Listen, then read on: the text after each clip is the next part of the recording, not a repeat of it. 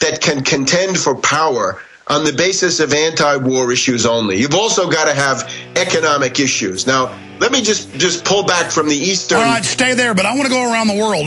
You've been to Libya recently. I want to look at that what happened there. I want to look at Iran coming up and what will follow that. I want to look then at the economy, what's happening in Greece, what's happening in Europe with Dr. Tarpley, Doctor of History. He's also an economist. I'm Alex Jones, InfoWarsMoneyBomb.com, or donate at InfoWars.com if you can't get on the Money Bomb website. Stay with us. InfoWars.com. We're on the march. The Empire's on the run. Alex Jones and the GCN Radio Network.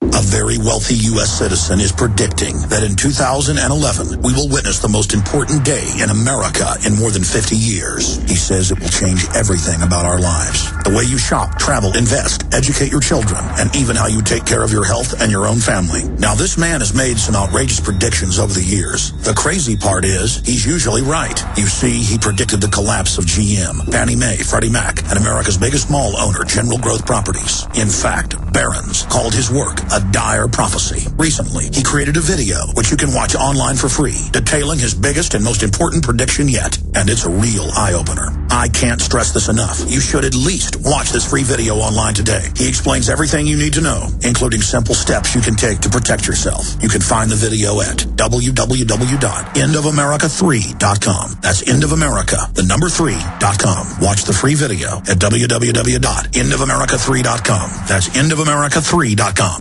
Hi, this is Alex Jones. This holiday season, more than half of our nation is in need of help due to the shattered economy. So now is the time to express the holiday spirit more than ever. Consider helping those you love with the most important gift, a supply of delicious, easy-to-fix, and very storable foods from eFoodsDirect.com. Their holiday gift and family packs start at $99 for a 16-day supply. While their 5-week supply of quick and easy-to-fix meals includes a personal backpack in case of a grab-and-go emergency. Order their combo gift pack, and you'll save hundreds, plus get free shipping on your entire order. Call eFoods today at 800-409-5633 or visit them online at eFoodsDirect.com/Alex to find the special. That's 800-409-5633 or eFoodsDirect.com/Alex. You can bet your life on eFoods Direct.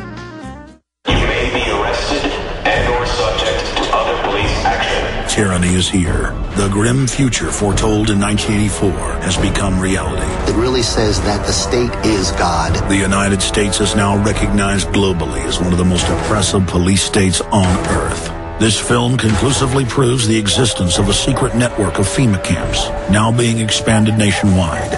This documentary exposes how the continuity of government program has established an all-powerful shadow state. Police State 4 chronicles the sickening depths to which our republic has fallen. Prepare to enter the secretive world of emergency dictatorship, body scanners, sound cannons, citizen spies, stage terror, and cameras on every street corner. It's only the beginning of the New World Order's hellish plan. The police state isn't coming. It's here. Secure your copy today at Infowars.com or see it online in the highest quality at PrisonPlanet.tv. Ladies and gentlemen, we are here live. Monday through Friday, 11 a.m. to 2 p.m. And normally we'd only have 27 minutes left in transmission until this Sunday, 4 to 6 p.m. But no, my friends, we are going to be here live until 2 p.m. tomorrow. And we're just now getting, because we've been booking people right up to the last minute, we're just now up at Infowars.com and PrisonPlanet.com here soon. Be able to send out a schedule of who's coming up. But let me just read to you who's coming up. Joel Skousen was on. Webster Tarpley's on now. Dr. Katherine Albrecht getting into all the internet censorship, the control grid, the spying systems. It's really exploded. George Noory needs no introduction. He's going to be joining us at coasttocoastam.com. David Icke needs no introduction. Mike Adams, Alfred Adask, Texe Mars, the Corbett report. We've got Springmeier. Aaron Dykes, Paul Watson, Reeves, a special on Skull and Bones, never before seen information, Gerald Celente, Alan Watt, Jim Mars, Bob Chapman, and more. Dan Dykes, the list goes on and on. Great job to the crew and great job to all the listeners out there who are helping get all this information out to everyone. And, of course, in the run-up to this, we had Jesse Ventura and Dave Mustaine of Megadeth on yesterday. Jesse Ventura said the TSA is setting up martial law, and he's lived under it in the Philippines. He said people ought to riot in the streets if they keep Ron Paul out of a third-party debate. He said he probably would run with Ron Paul if he asked him in a third party. Ron Paul said if he doesn't win the nomination, he may do that. He may run. The question is, will Ventura be involved? Wow. Also, he brought up a bunch of other stuff. That's all at Infowars.com and PrisonPlanet.com. Today, the Infowars Moneybomb.com has the main free video stream of this 27-hour TV/radio extravaganza against tyranny. And there's also 3 or 4 backups on there that isn't just our servers, but backups. The Money Bomb site has been up and down a little bit because of massive traffic. And I want to thank all those that are donating right now at InfoWarsMoneybomb.com. We will have open phones coming up later as well. Okay, getting back to Webster Griffin Tarpley. Webster, looking at all this, again, I'm asking you to make the call. We now learn you were right in 2007 when you said it's been green-lighted the next month. But we now know the green light was taken off. Cheney was countermanded. So was certain elements in Israel. Now you got Netanyahu before the cabinet. You got the media, that hoax 2.5 weeks ago of the Iranian used car salesman in Corpus Christi, Texas. Turned out totally fake, run by Iranian opposition group funded by the CIA. And we saw all these top analysts come out and say it was fake, showing there is some type of power structure struggle going on. Is that enough to derail this? I know they're massing the forces now. I understand you've got an idea for a movement where Occupy Wall Street is not co-opted. Clearly they tried to co-opt it, but now they're attacking them nationwide. So that means they were not co-opted fully. And I want your view on that. I know you want to talk about solutions and your particular view on the American system, but I want your political analysis. Do you believe they're about to hit Iran? Well, the problem with attacking Iran right now that makes it more complicated than it might have been 6 months ago or 8 months ago is that Putin is back. And I think if you go back to 2007, the incident that you're referring to, right? Cheney had been demanding an attack on Syria starting in June. I made this public based really just on analysis, no inside sources, just the pattern of events. By July, I was putting out this newspaper article, Cheney determined to strike in U.S., and then we had the rogue B-52 at the end of August and the beginning of September, which was an attempt by Cheney and the group that he speaks for to hijack a B-52 with 6 nuclear cruise missiles on board, fly that to the Middle East outside of the command and control of the United States, but in the command and control of the Wall Street invisible government and start a war. So what stopped that? When that B-52 reached the Barksdale Air Force Base in Louisiana was the concern, I think, about Putin. How would Russia respond? What would they do? Not likely they're going to start World War III, but they would respond in some way that could be very, very painful and uncomfortable for the Anglo-Americans. So this is now a factor. But now we have a new factor.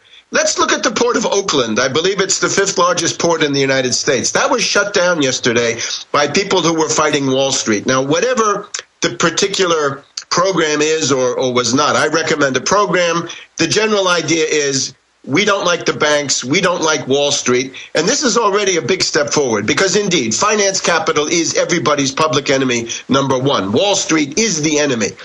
So if the port of Oakland is shut down, even for a few hours, suppose other ports were shut down. What does that mean when the ruling class says, are we going to mount a large military operation in the Eastern Mediterranean in the face of a movement that has now shown that it can shut down a port? There are plenty of historical examples for this. Mass strikes can stop foreign wars. You could say the attempt of the Allies after World War I to invade Soviet Russia was stopped by revolutionary ferment, mass strikes with working class demands in countries of Europe and also to some extent in the United States. But now, therefore, we have to see what will Putin say? Will there be some kind of a move by Russia? There's already been the joint Russian-Chinese veto of the U.S.-British attempt to get the attack on Syria approved in some form in the UN Security Council, but that is obviously not enough. The hysteria of the Anglo-Americans is even greater. Now, I have to pull back a little bit and move to another part of the Mediterranean. Now, we got to talk about Greece for a minute. And we've got to talk about Cannes, right? We've got to talk about the G20, right? The heads of every top 20 country in the world are now meeting on the French Riviera, right, the Côte d'Azur. So what's going on here? I think this is really interesting, what's happened in the last couple of days there. And it allows us to see what might be coming inside the United States. Greece, of course, is in financial trouble because it's being attacked by zombie bankers and hedge fund hyenas using credit default swaps and other means, with the help of the ratings agencies, which have to be regarded as an arm of intelligence. In other words, they're an arm of the intelligence community, and what they do is strategically targeted. They're also very corrupt. They do insider trading and all the rest of it. So Greece is in trouble. It is a somewhat artificial crisis, although probably the Greek debt is somewhat larger than it needs to be. But it doesn't need to be this kind of a life and death crisis.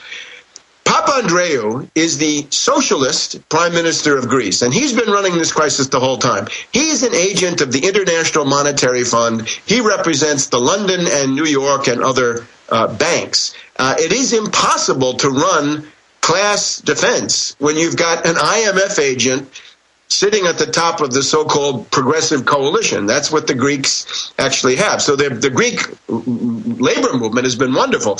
They've come up with a dozen or maybe 15 general strikes, but they haven't been able to even get Papandreou out, partly because of this stuff. Anarchists have come in and said, no, we want to have general assemblies and facilitators and all the rest of this. Well, let me stop you there, Webster. Webster Tarpley joining us. I mean, let's look at this here. What's going on with Papandreou saying we're going to have a referendum? We're not. We are. We aren't. Now we aren't. And we know he's a globalist. Well, we know he's Goldman Sachs handled. We know that Greece supposedly owes $100 billion, but they need 1.4 trillion, leveraged 3 times, almost to 5 trillion. We know this is all a giant stinking fraud. And then you've got the Vatican saying we need to punish those bankers with a new Bank of the World and giving the bankers more power. And let's be granular, okay? Let's get into the details on that, because the idea of taxing Wall Street is the obvious thing to do. The question is who gets the money. Now, there's a Delphic version of it. By the way, they then call that collectivism, but we're all paying tens of trillions in banker bailouts that's stolen. You're saying actually claw back the money from these offshore crooks. And then they say, no, that's not free market. And Rush Limbaugh says what is free market is giving all your money in banker bailout to them. The big issue going into this G20 in Cannes was that everybody in Europe, France, Germany, the European Commission, the Pope, you name it, as well as the whole trade union movement, they're demanding a tax on speculation, on speculative turnovers. Now, naturally, since these people are bad, they have a version of this which is not quite the right one. Nevertheless, the idea of bringing this forward is letting a powerful genie out of the bottle, and you can tell that the controlled media, the so-called mainstream media in the United States, never talk about the demand for the Tobin tax, the Wall Street sales tax, the Robin Hood tax, I guess some people call it, not a good term for it, the financial transaction tax. The point is, you put a 1% tax on Wall Street turnover, which is in the quadrillions, and you get trillions of dollars for the public till. That means you don't need genocidal budget cuts. You don't need to kill your own people in the name of a balanced budget that you're not going to get to anyway. But now the news of the past 6 hours or so, Papandreou had said, since my government is about to collapse, I'm going to call for a referendum. I'm going to let the Greeks vote on this.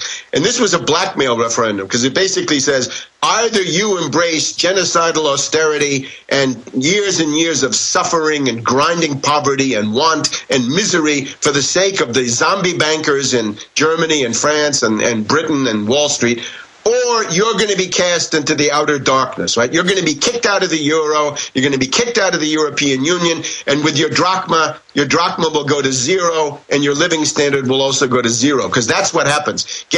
Leaving a currency like this is catastrophic.